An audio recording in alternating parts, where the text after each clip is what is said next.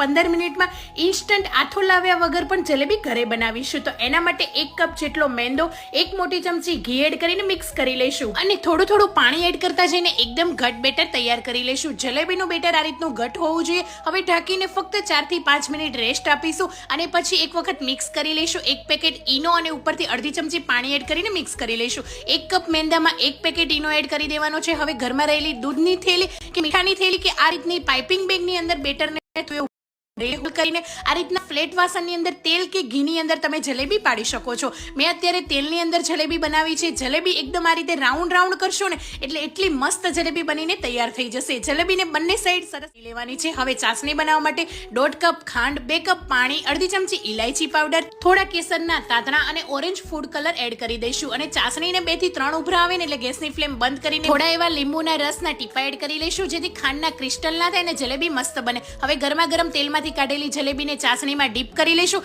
2 થી 3 સેકન્ડ જ રહેવા દઈશું અને તરત જ પ્લેટમાં કાઢી લઈશું. તો જલેબી તૈયાર છે. તમે પણ ટ્રાય કરજો. પહેલી વારમાં પરફેક્ટ બનશે.